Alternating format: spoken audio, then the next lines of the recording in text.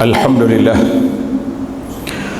الحمد لله كاشف البلاء ومسدي النعماء أحمده سبحانه وأشكره وأثني عليه الخير كله أشهد أن لا إله إلا الله وحده لا شريك له وأشهد أن محمدا عبده ورسوله اللهم صل وسلم وبارك على عبدك ورسولك محمد وعلى آله وصحبه ومن سار على نهجه واهتدى بهديه واستنى بسنته إلى يوم الدين أما بعد فيا عباد الله اتقوا الله أوصيكم ونفسي بتقوى الله عز وجل فقد فاز من اتقى. Wahai hamba-hamba Allah, bertakwalah kita kepada Allah Azza wa Jalla dengan sebenar-benarnya, kerana sebaik-baik bekalan yang kita nak bawa perjalanan kita yang jauh ke akhirat, dan kita akan bertemu dengan Allah Azza wa Jalla. Sebagaimana kata orang, hari ini kita banyak kerja, banyak tanggungjawab, besok kita tidak ada lagi tanggungjawab, tapi kita dipertanggungjawabkan dengan semua perkara yang kita lakukan di atas dunia ini. Para jemaah sidang Jumaat yang dihormati dan dikasihi sekalian, qala Allah Ta'ala, a'udzubillahi minasyaitonir rajim, wattaqu yawman turja'una fihi ila Allah thumma tuwaffa kullu nafsin bima kasabat wa hum la yuzlamun. Wahai hamba-hamba Allah, takutlah kamu pada hari yang turja'una ilallah, kita semua akan kembali kepada Allah Azza wa Jalla. Panjang mana umur kita? Sepanjang umat Nabi Nuh 1000 tahun, akhirnya mereka mati. Apalagi dengan keadaan umat Nabi Muhammad sallallahu alaihi wasallam, umur kita pendek. Umur umat ini kebanyakan di antara 60 hingga 70 tahun. Tak ramai yang lebih daripada itu. Maka semua kita akan kembali kepada Allah. Kemudian kita mati, semua kita akan dipertanggungjawabkan di hadapan Allah Azza wa Jalla. Wahum la yuzlamun, mereka tidak dizalimi, tidak diunayai. Surah Al-Baqarah ayat 281. Para jemaah sekalian, hari ini Jumaat 5 hari bulan 1 2024 ataupun 23 Jumadal Akhirah 1445. Tajuk yang kita akan bincangkan di sini tentang sabar di atas ujian yang Allah Ta'ala berikan kepada kita. Kita hidup atas dunia, dua ujian yang Allah Ta'ala berikan. Yang pertama, ujian senang. Ramai orang yang tewas, ramai orang yang rebah dengan ujian kesenangan. Kemudian kita diuji dengan susah. Ada orang yang sabar dan ada yang tidak sabar. Hari-hari yang kita lalui ini banyak ujian. Ujian yang paling besar iaitulah ujian dalam beragama. Lebih-lebih lagi kita duduk di zaman yang disebut dengan nama zaman akhir zaman. Sudah berlalu 1440 tahun lebih. Apa yang ditinggalkan oleh baginda Nabi sallallahu alaihi wasallam kepada kita sekarang, iaitulah kitab dan sunnah. Maka Allah uji kepada umat ini dengan dua sumber utama, sumber asli yang ditinggalkan ini. Adakah kita urusnya dengan baik ataupun tidak? Sebagaimana kita hidup di atas dunia ini, kita juga diuji dengan sumber asli, hutan-hutan, bukit-bukau yang kita ada lagi. Adakah dia menjadi tempat tadahan air ataupun sudah ditebang menjadi tempat kosong yang menyebabkan berlaku banjir di sana sini, ataupun pelbagai-bagai lagi yang telah disebutkan oleh Allah Azza wa Jalla kepada kita. Maka Allah Ta'ala uji kita. Para jemaah sekalian, ujian Allah Ta'ala dua sebab. Ini kita kena perlu faham. dan kita hayati dengan ujian yang Allah Ta'ala beri. Orang yang baik diuji untuk Allah Ta'ala angkat darjat. Orang yang tidak baik diuji supaya mereka kembali kepada Allah Azza wa Jalla. Wa nabluukum bisyarr bil khairi wasyarr. Allah uji kita dengan kebaikan dan juga dengan keburukan. Setengah orang bila ada orang diuji, rumah dia tenggelam banjir, terbakar ataupun kena curi, kena rompok, ada orang yang bercakap boleh jadi dia tak keluar zakat, boleh jadi macam-macam, boleh jadi. Kita kata ini sangkaan buruk kita kepada saudara Islam, yang tidak sepatutnya kita sebagai seorang yang beriman berkata sedemikian kepada saudara kita. Sayyidah Aisyah radhiyallahu anha menceritakan bagaimana keadaan baginda Nabi sallallahu alaihi wasallam ketika nak wafat. Sangat sakit, waka' syadid, sehingga kan sahabat bertanya, ya Rasulullah sallallahu alaihi wasallam, kami tengok Rasulullah dalam keadaan begitu teruk sakit. Maka itulah kata di Aisyah radhiyallahu anha, aku tak kisah lagi tengok orang lain mati dengan senang setelah aku tengok Rasulullah sallallahu alaihi wasallam dalam keadaan yang begitu teruk. Maka di sini para ulama telah mengambil istinbat bahawa orang yang baik apabila diuji oleh Allah Azza wa Jalla untuk mengangkat darjat. Karena itu dalam hadis Nabi sallallahu alaihi wasallam, Nabi kita bersabda, ajaban li amril mu'min. Pelik benar keadaan orang mukmin. Semua urusan orang mukmin baik. Apabila diuji dengan kesusahan, sabar, fakana khairallah. Kalau diuji dengan susah, dia sabar, itu yang terbaik. Dan apabila diuji dengan kesenangan, syakar, mereka syukur, fakana khairallah. Jadi kita orang mukmin duduk di antara dua persimpangan, sabar, syukur. Maka itulah yang kita letak, itulah sangka baik kita kepada sahabat-sahabat kita, keluarga kita, tempat-tempat yang baik-baik, masjid dinaiki air, rumah-rumah orang-orang yang saleh juga dinaiki air. Dalam lawatan kita yang ana tengok yang sedih, sebagaimana yang telah kita lalui, kami di tempat di pondok saya dulu pada 24 hari bulan 12 2014, hampir sama apa yang berlaku di tempat tuan-tuan sekarang. Kitab-kitab kita yang kita kumpul daripada zaman belajar, kitab-kitab ayah tu yang kumpul daripada dulu, 5 lori diambil oleh pejabat agama untuk dilupuskan kerana telah ditenggelami oleh banjir. Maka kita mengatakan Allah Ta'ala uji kita untuk angkat darjat. Adapun orang-orang yang tidak baik, maka diuji supaya mereka sedar dari kealpaan. Ada beberapa orang yang setelah berlaku banjir besar di tempat dia, bila kita NGO persatuan-persatuan kebajikan pergi bantu, tolong bina balik surau yang runtuh, masjid-masjid yang telah hancur, ranap, dihanyut oleh air, dibina balik. Ada yang datang jumpa, dia kata, Ustaz, dia menangis, alhamdulillah Allah hantar mari air kepada saya. Kita ingatkan dia marah, banjir mari ranyak rumah dia.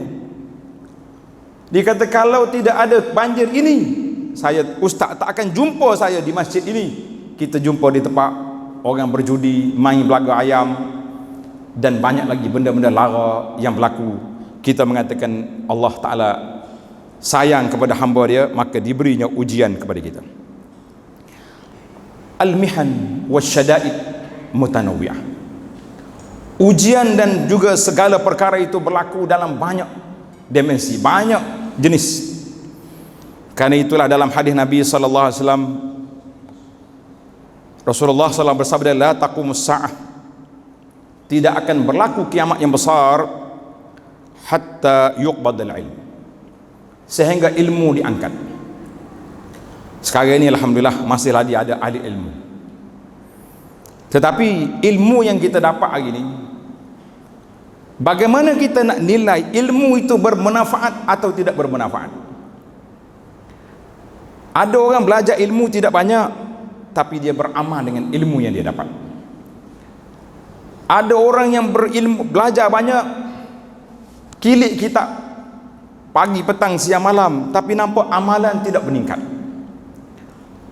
Maka disitulah kata di sebagian ulama, dia kata yuqbadul ilmu, ilmu itu diangkat. Sama ada ilmu itu tidak diperbincangkan atau ilmunya menjadi maklumat, menjadi perbincangan akademik di dewan-dewan kuliah, di tempat-tempat pengajian, tapi tidak menjadi amalan daripada ilmu yang kita ada. Karena itulah dalam kitab Mukhtasar Minhajul Qasidin mengarang menukilkan kata-kata Imam Al-Ghazali rahimahullahu ta'ala, apakah tanda-tanda ilmu yang bermanfaat. Kata dia, ilmu bila kita belajar lebih mendekatkan kita kepada Allah Azza wa Jalla. Bukan makin belajar makin angkuh, makin sombong, makin takabur, tinggi diri, buat berhujah tapi tidak beramal. Maka itu yang kita bimbang hari ini.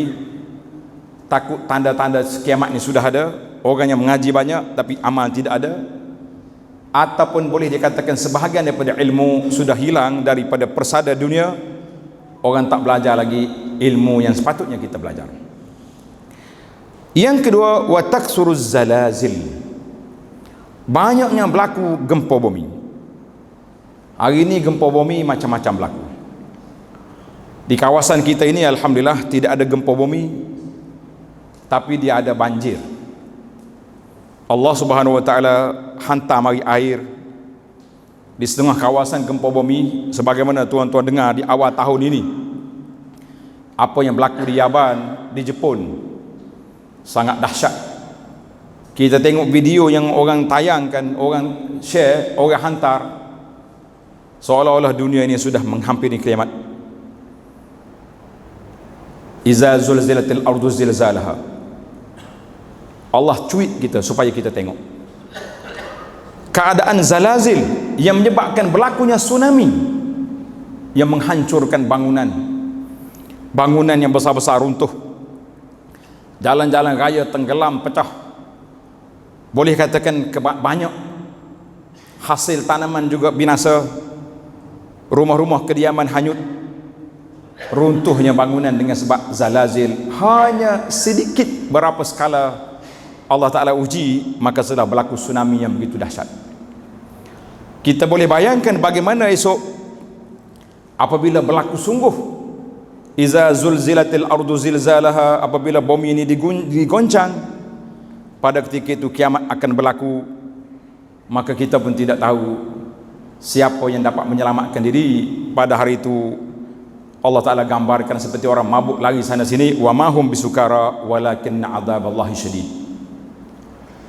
Yang ketiga, Nabi sebut wa yataqarabuz zaman, hampirnya masa.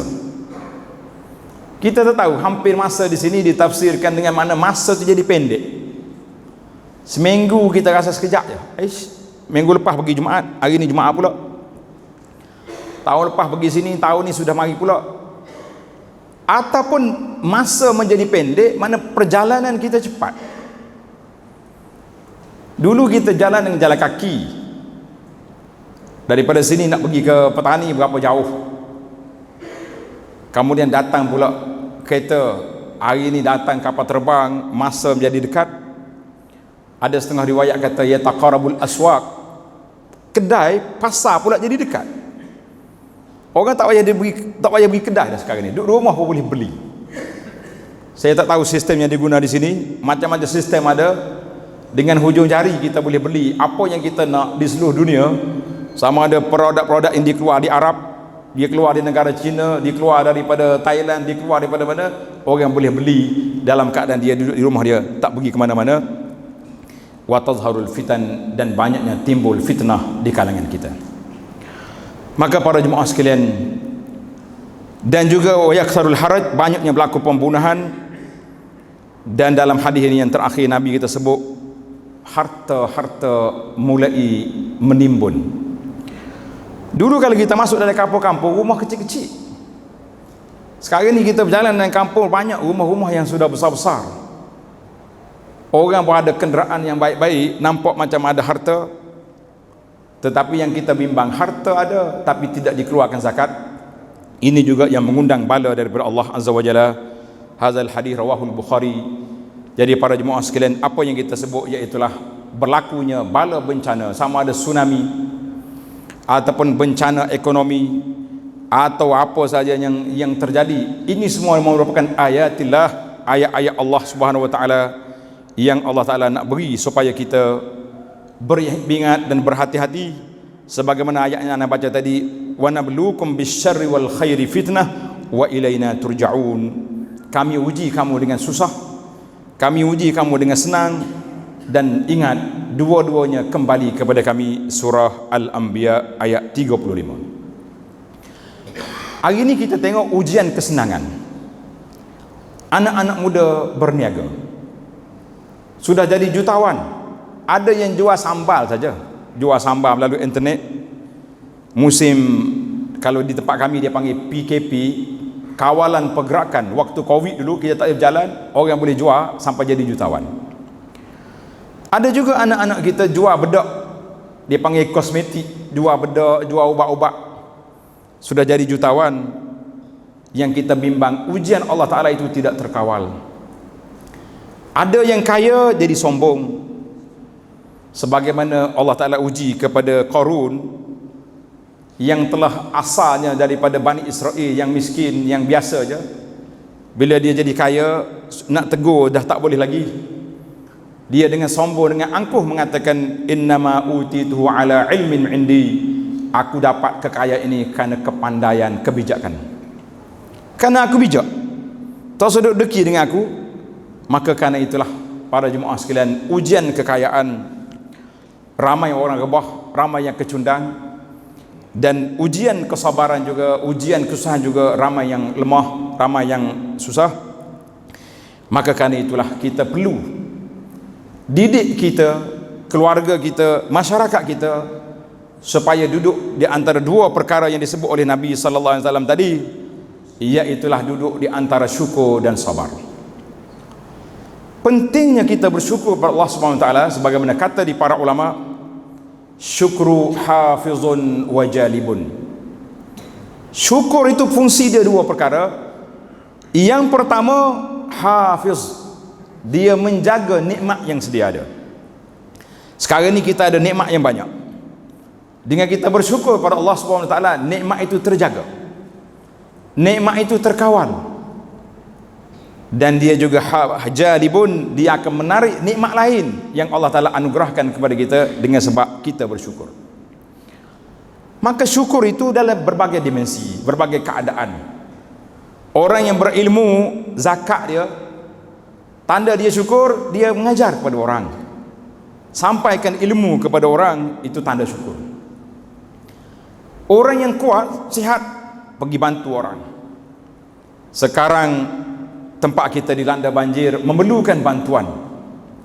Walaupun rumah kita tak kena, kita pergi cari di mana rumah yang patut diberi pertolongan, bantuan untuk kita bersihkan, untuk kita bantu mereka apa yang kita dapat. Orang yang ada harta memberi pertolongan orang dengan harta yang dia ada, kita mengatakan alhamdulillah, hafizun wa jalibun. Itu dua fungsi kita bersyukur kepada Allah Subhanahu wa taala. Tuhan jaga yang sedia ada, Allah Ta'ala tarik yang belum ada. Allahumma ja'alna minas syakirin wa ja'alna minas sabirin. Ya Allah, jadikan kami orang yang bersyukur, dan jadikan kami orang yang bersabar. Walaupun orang ini disebut oleh Allah Ta'ala, wa qalilum min ibadiyas syakur, tak ramai hamba-Ku yang bersyukur, namun kita tetap memohon kepada Allah Azza wa Jalla supaya kita menjadi orang yang bersyukur, dan seterusnya menjadi orang yang bersabar di atas ujian yang ditimpa oleh Allah Azza wa Jalla. Dalam sebuah hadis yang diriwayatkan oleh Sayyidina Anas bin Malik radhiyallahu anhu, sabda Nabi sallallahu alaihi wasallam, inna izamal jaza ma'a izamil bala. Besarnya anugerah, besarnya balasan yang Allah Ta'ala nak beri dengan besarnya bala. Kalau kita boleh sabar, alhamdulillah, balanya pahalanya besar. Karena itu Allah Ta'ala sebut innama yuwaffas sabiruna ajruhum bighairi hisab.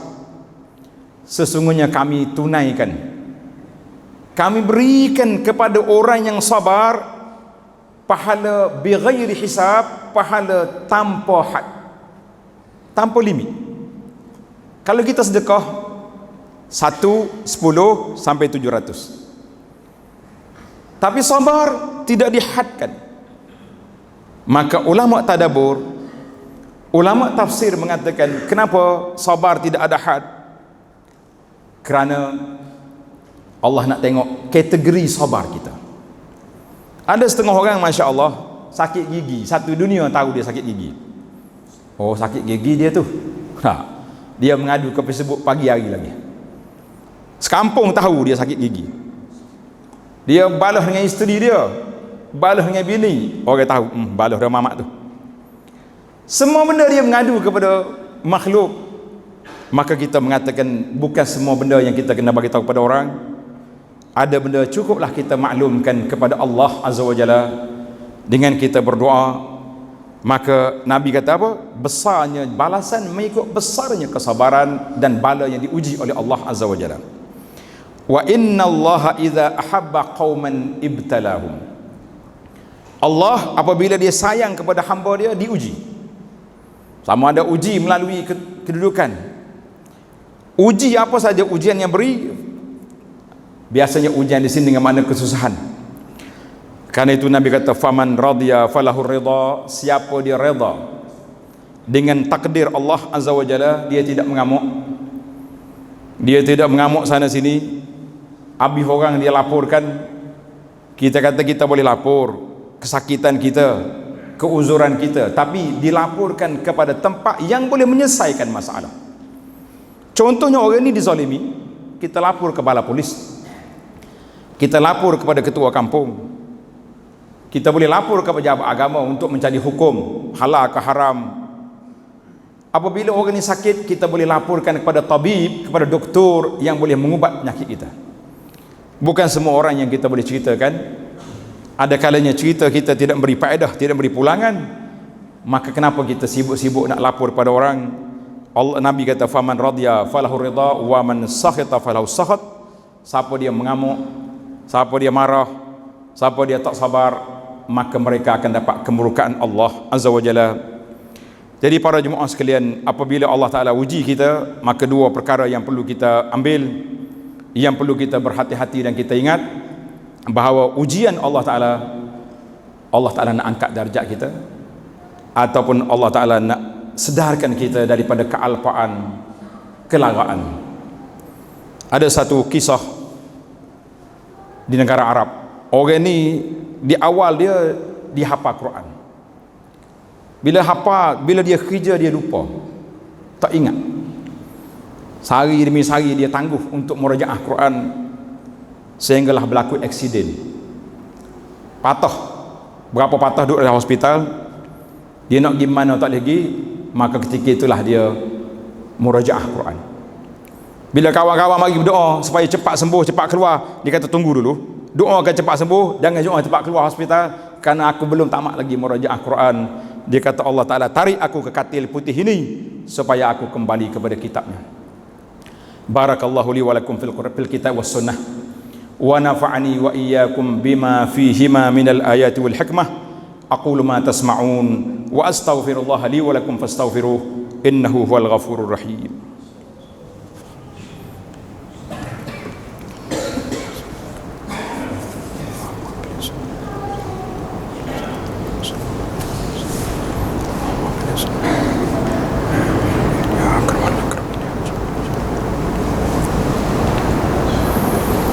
Alhamdulillah. Alhamdulillahilladzi hadana li hadza wa ma kunna linahtadiya laula an hadana Allah. Asyhadu an la ilaha illallah wahdahu la syarika lah wa asyhadu anna Muhammadan abduhu wa rasuluh. Allahumma salli wa sallim ala abdika wa rasulika Muhammad wa ala alihi wa sahbihi ajma'in wa ba'd. Fa ya ibadallah ittaqullah usikum wa nafsi bi taqwallahi azza wa jalla faqad faza man ittaqa. Wahai hamba-hamba Allah, bertakwalah kita kepada Allah Azza wa Jalla dengan sebenar-benarnya. Carilah bekalan yang sebanyak mungkin untuk kita bertemu dengan Allah. Dan pada saat kita berada di suatu ujian yang Allah Ta'ala beri kepada saudara-saudara kita, jangan lupa gerakkan kerja, kerahkan tenaga untuk membantu orang-orang yang perlu bantuan. Dalam sebuah hadis Nabi SAW, Nabi kita bersabda, man nafasa an mu'minin kurbatan min kurabid dunya, nafasallahu anhu kurbatan min kurabi yaumil qiyamah. Siapa melepaskan orang mukmin daripada kesusahan di dunia, tak kiralah dalam keadaan mana mereka susah, sama ada susah kerana banjir, susah kerana kehidupan, susah kerana ekonomi, kita lepaskan mereka, maka Allah Ta'ala akan lepaskan kesusahan kita di akhirat. Di akhirat esok, yauma la yanfa'u malun wala banun illa man atallaha biqalbin salim, pada hari yang tidak ada manfaat harta benda dan anak pinak. Apabila kita keluar dari kubur, masing-masing membawa diri, masing-masing nak menyelamatkan diri, kecuali orang yang datang bertemu Allah dengan hati yang sejahtera. Maka marilah sama-sama kita memberi bantuan dan dokongan, pertolongan setakat mana yang kita mampu kepada saudara-saudara kita yang memerlukan bantuan. Mudah-mudahan Allah Ta'ala permudahkan urusan kita di dunia, dan Allah Ta'ala mudahkan urusan kita di akhirat. Layak mendapat syafaat Nabi sallallahu alaihi wasallam, layak duduk di bawah bayangan arasy pada saat panahnya matahari di akhirat, dan yang terakhir, layak kita untuk masuk dalam syurga. Wujuhun yawma idzin nadhirah ila rabbiha nazirah.